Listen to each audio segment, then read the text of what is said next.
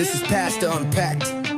Real talk, real faith, real growth. Let's break down life with Jesus. Come on, church, let's unpack it. Is preaching dead? Why God still uses a spoken word. Hello, I'm Pastor Bob McCabe from Wadsworth Church of Nazarene, and with me today is Scott Baumgartner, and he is a member of Wadsworth Church of Nazarene, and together we're just going to share different topics, and this podcast is just to help people see the pastoral perspective to a follower of Christ, being under a pastor or going to a church and getting his perspective on the topic. So we're going to get two different perspectives which God uses to help us to learn. So we're just going to do different topics and talk about it and discuss it and go from there. So we hope you enjoy this. And this is our first one of many. And so looking forward to that. So Scott, I appreciate you coming to do this with me. Yeah, thanks for having me. And so we're going to have some fun talks here and interesting questions, and we'll go from there. So our first topic is preaching dead? So when you first think of when you hear that question? Well, my mind goes to preaching, where somebody's got the finger in your face and tell you will do this, But I don't think it's dead. I think it's taken on a different, maybe a different character in how people discuss religion, Jesus. Yeah. But I don't think it's dead at all. Yeah, the style's definitely changed. But I think it's, and I agree with you. I don't think it's never going to be dead, because Jesus is alive. Absolutely. And he's called us to share the gospel. And how the church started was by people being passionate and talking about him. And I got some verses here just to back that up a little bit about what's happened. And like Jesus says to me as the pastor, as he's called me the pastor, he said, and then he told them, go into all the world, preach the good news to everyone. So like for 2,000 years that's been being done. Yep. So it's like, if the gospel wasn't true, if Jesus wasn't true, why would it be around 2,000 years later? Exactly. And then for you, as a believer, as a follower of Jesus, in 1 Peter 3:15 it says, instead you must worship Christ as Lord of your life. And if someone asks you about your hope as a believer, always be ready to explain it. So we're both called to learn, Absolutely. Right? Yep. And so you got to have a way to learn. You could do it on your own, but you need help. So sometimes you need people to speak into your life. You need somebody to tell you sometimes what you don't want to hear. Right. Like here we go. Like step on toes sometimes, right? Or encourage you and lift you up and say, hey, it's all right where you're at. It's okay. Let's go. Yeah. And then Romans 10, I like this, what it says in Romans 10:14. It says, how then shall they call on him who they have not believed? And how shall they believe in him of whom they have not heard? And how shall they hear without a preacher? And so it's like right there, like it encompasses everybody. Like it's a part of life. And but the hard perspective about this is a lot of people think it's dead. Because, here's what I deal with as a pastor. I deal with excuses all the time. I mean, every kind of excuse in the world of why I can't. And I'm always trying to find solutions. Yeah. If you give me an excuse, I'm going to find a solution put it right back on to make you think like there's a solution to your problem. Yeah. And so because here's what happens when people stop coming to church, they're telling me that it's not important, that they don't need it, that they're better than me, they're better than you, that they're spiritually okay, that they don't need the word, they don't need the body. And so it keeps me humble as a pastor when people come and go. And it doesn't happen a lot, but, the few. But during COVID time, I wasn't pastoring a church. I was running a community center in Louisville, Kentucky. And So I was going to 5 different churches because of my role in the denomination. I was trying to partner with all these churches to help my center. So I got to be support the pastors, right? I got to go around and support them and be there for them. But during COVID, I just watched people had to stop coming there for a while. Right. And I just saw it happen where people didn't come back after COVID was over. And they still haven't come back. And it's sad. They're missing out on accountability, the spiritual growth, and the excitement of being with people. And so I'm thankful for media like this that we can be poured into in different ways. But there's something about gathering and being in that midst. And so I'm thankful for technology, but a lot of people are saying, I watch from home, but are they really? Right. Are they doing it all the time? So it's hard when people are telling me, it's dead, it's not important. And because we as pastors, our lives are for you. At 17 years old, I accepted a call to preach, and my whole life from that moment on, it just naturally changed to me. It was no longer about me. It's about all the people around me. And so, I've asked one other guy this question. So this question here might catch you off guard. Okay. I asked one other guy this question right before I moved here. I asked him, I said, and so I'm going to ask you, how does it feel not to be a pastor? You as the pastor has been a remarkable thing for me. Yeah. Since I've always been in and out of the church through the course of my life, but I've always known the Spirit was in me. Yeah. And I met my wife, and she's a very devout Christian. She knows a lot more about the scriptures and whatnot, but she was the one that kept pressing to go to the church, and I was kind of like, I've already been there once. I'm not jaded or anything, but it's like we've already tried this church. Yeah. I've always been in this structure, and then we came, and I heard you preach, and I love the way that you present it. I love how there's like this. Well, you've been there. You've not only been a preacher. I mean, you've been in the working world. Yeah. And you explained that to me when we went out to dinner, and it really caught me here because I thought, that a lot of the preachers, they just kind of come out of their school and then they're just preachers. Yeah.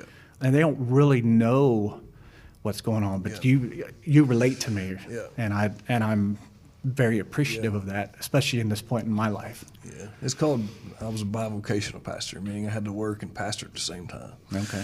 So I probably had 20 jobs in 15 years so that I could do ministry. So let's look at that question a little bit more. So how does it feel to not be a pastor? How does it not feel? How does it feel for you not to be a pastor? That's probably a question you've never been asked before. Yeah, we don't ask, because we always ask, how does it feel to be a pastor? But, because see, I don't know how it feels. I don't know. I've been a called pastor since I was 17 years old. I've been a called pastor longer than I've been than before Christ. 17 years old. So from 17 on, my life has been about So, which is a young age, to do that. So in my world, the calling and what the Lord's put in me is when I leave my house, it's a different world to me. I mean, who am I going to come across that I may need to be their pastor?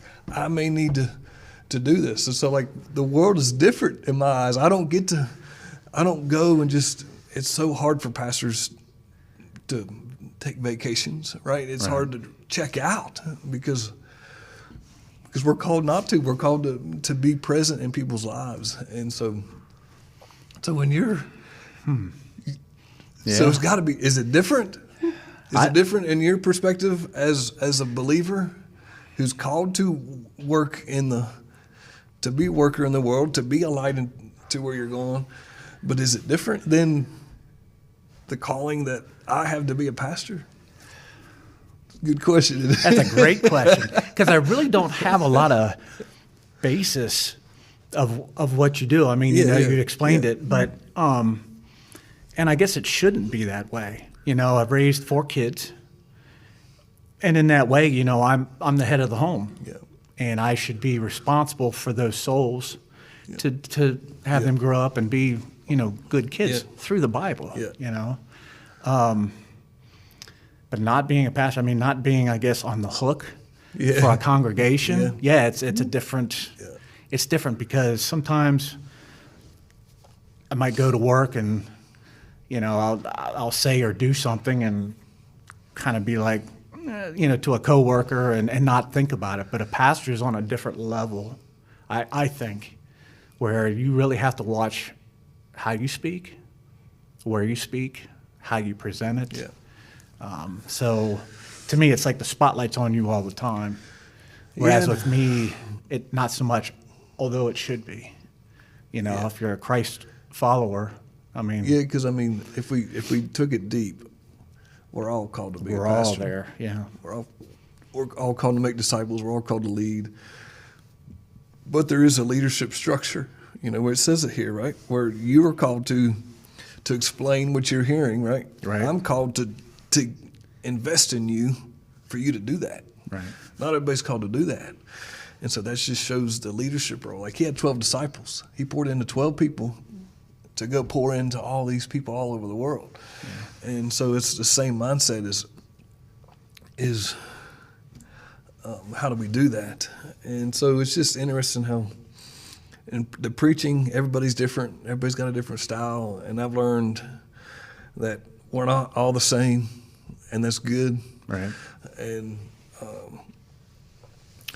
because if you asked me to be somebody else, I couldn't do it. You know, you got to find your way, and it takes time to find your way, who you are. But it's about the truth, right? Sharing the truth. And my preaching style is, you know, I'm dyslexic, and so I struggle with reading. I struggle with memorization.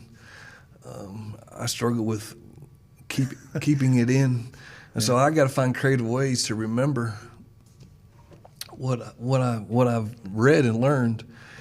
And what's been interesting to me about it is for a long time I prayed for God to take that from me, because I see all these people around me getting education. I got an education. I got a bachelor's degree in pastoral ministries, but just like when they read it, they get it, you know, and it's just like, man, I struggle. Yeah. I struggle with it.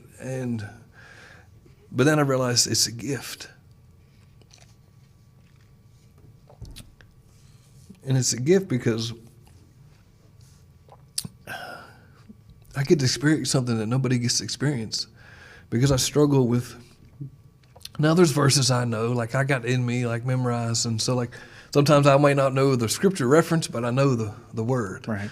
And it's okay if you know the word without the scripture reference, because the Bible is, man put Psalm 55:22 there, right? They didn't write it that way. Yeah. They just wrote like a book, like you read a regular book. Here's what, and so for me, so what happens to me is that I get to experience the word every time new. So like when I read it, even though I've read it 100 times, it's always new, because it's not back in here like, oh yeah, here's what it says. Yeah. Like I always get a fresh look, and I accepted that, oh, that's a gift.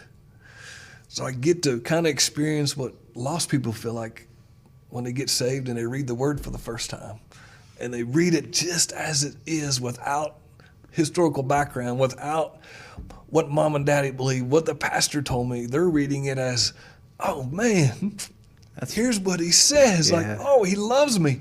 And so that's kind of like why I get so excited every Sunday. Like I'm experiencing, it's like the first time every time. And so it's like, and I just realized that a couple years ago, that, man, this is special. That this hard time that I got to go through all the time, the Lord gets to use it. Yep. And so, Well, and your passion is above the charts for Yeah. me when I come in there. Yeah. So, I guess the passion is to not cover up, but I'm not a theologian, you know. which which is all right for me. I'm application. Yeah. Like, if you come to our church, I am challenging you to live your faith out. Yep. I'm not going to give you a big theological word that you're going to forget an hour later. Right. You know, I want it to be simple and go and change the world. But we need them theological preachers and teachers. We need all of it, right? Right. We need the pastor, we need the evangelist. And I'm just more evangelistic in the church world. And so, like, people love me or hate me, you know. But most of the time, even if you love me or hate me, you still are going to remember the message. That's right. And that's all that matters. That's it. That's it. It's a win-win. Exactly. Because, I mean, it's funny, the people that don't like my preaching style. I said, well, what did I preach on? And they could tell me. And it's like, can you tell me what your other guy you heard preach on? Right. You know, so that's what it's all about is helping you to be able to explain your faith. Yep. That's what it comes down to. And, I almost call it like hands-on Christianity. yeah. So this last year, you know, I've been here a year now. Officially, last week was when I came here for the first time to preach, to meet everybody. And so in March is when I started, but February was when I was voted in. Okay. And so it's been a year officially. And so it's went really fast. It's been really good, the church. And I feel like, you know, the Lord's used me to wake the church up a little bit, to get the excitement back. Yeah. You know, and because sometimes we can fall into that as preaching dead by just going with the motions, like coming to a church without an expectation. Yeah. So, like, you know, our theme has been, we're coming with expectation God's going to move. And so that's where that passion comes from. It's just like, let's go. Like, we're coming to church with purpose, right, to hear from Him and not just to say we went to church. Exactly. Right? So what's been do you remember your favorite service from this past year, or favorite topic? Well, I'm kind of like you. You know, I have, like, it's all back there. Yeah. And it's probably all a scrambled mess. But I love, and you know, when I say hands-on Christianity, when you did the 1920s, yeah, and people dressed up, they were part of it. It kind of immersed you. Mm-hmm. I love that. Those are my favorite sermons, and I love it when you have props. Yeah, props just helps for me to reinforce that message. Yep. And I know we're talking more about the church. It's been around, you know, for 100 years this year, so. It's not necessarily a message, but it's just the style and how you present gets me. Yeah. And I might not remember the scriptures, but I remember the application. Yeah. And that's what I walk out with is, what was Pastor Bob telling me? How do I apply this today and on? You know, and me personally, I've become a little nicer, a little bit more patient. My 20s was totally the opposite. You know, you just ramrod and just go. Yeah. You know, and now I'm a little bit more patient, maybe because I'm older and I'm listening more. Yeah. So your sermons that are preaching a little bit more on patience and how to treat other people and how to turn the other cheek. Yeah. Which is hard. That's a hard one for me. But, it's hard for everybody. But I understand. Yeah, you know? Yeah, I mean, that's the goal of all preachers, is for that to happen in people's lives, is what was God telling me? Yeah. And that's the funny thing about preparing for all of us pastors, and especially for me, preparing for a message. I'm not trying to prepare for 85 people. Right. I would go crazy if I tried to. I prepare for one. Yeah. Like, Lord, who do you want to speak to today? And I don't know who that person is, but, like, what do they need to hear? Because the one could be 10, could be 30 people in the church, but to me it's one. Yeah. Because I don't know who's getting it. You know, I never know who's getting it. And so a lot of times people walk up to me after church, that was for me, Pastor. That was for me, Pastor. You know, and it's like, well, that's great. You know, yeah, right. Because it's, you know, I'll share a story about how I learned how important that is. I was young. I was 18 years old. I was on a traveling team in college, and we traveled all over the East Coast. And a friend of mine, Brian Gordon, we would rotate who preached. One month I would preach, next month he would preach. And we had a U team with us, so we did the whole service. We did the singing, we did skits, and then we shared. Oh, wow. Well, a lot of times they did the skit what our message was on. And Brian was, he was different than me. He was pastoral, like how we spoke was pastoral, and I come in there, I'm evangelistic, like nothing's changed. Like how I am today is how I was at 18. I was still figuring it out, but I was full of passion, just didn't know much yet. But I was starting, because of the skits and stuff we did, that was kind of like my prop.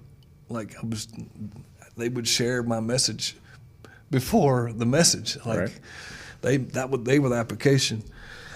But I was starting to dabble in using items when I preached. And it wasn't forced on me, it was just naturally happening. One time I had an idea for a message, and I told Brian, I said, Brian, I need your help in this message, but don't tell nobody. Don't tell the group. What I did was I took a flashlight, I was preaching on a flashlight, and I had the batteries in, one battery in wrong. Okay. And so I was talking about wanting to follow Jesus and wanting to do these things, but just like, well, flashlight ain't working, so like I'm not getting it, you know.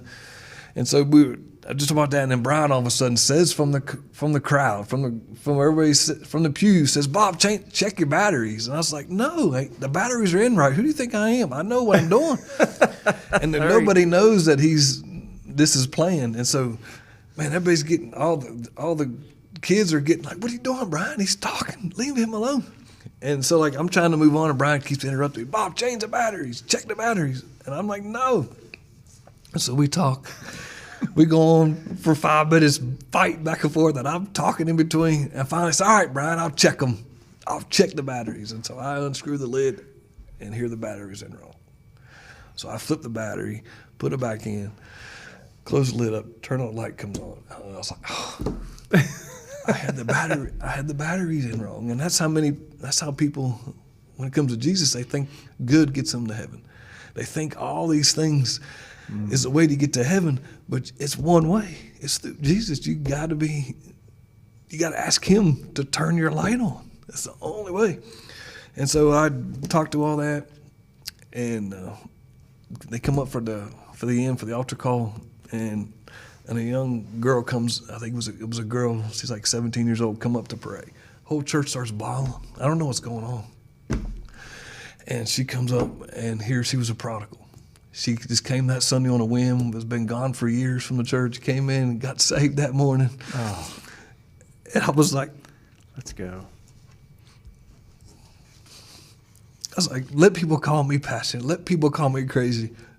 Lord used a flashlight to save that girl. Yep.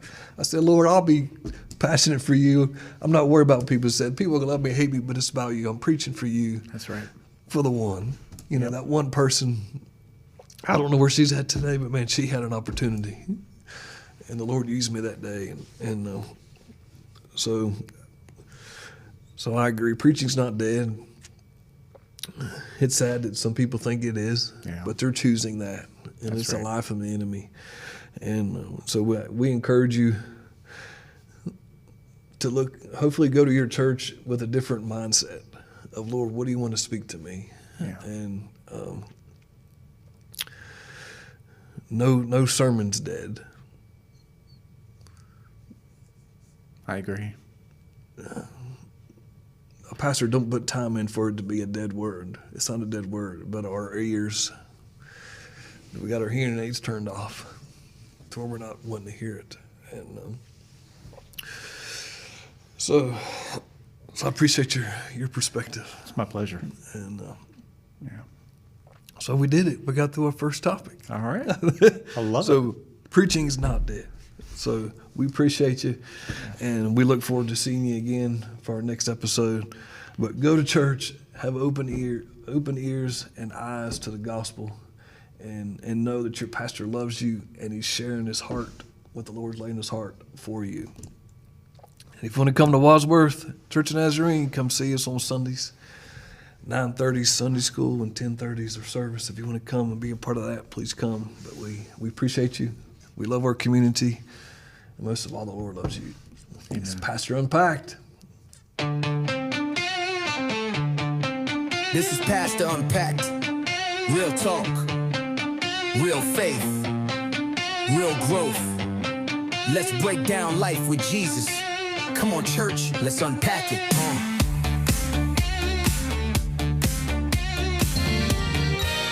You are watching WCTV, Wadsworth Community Television.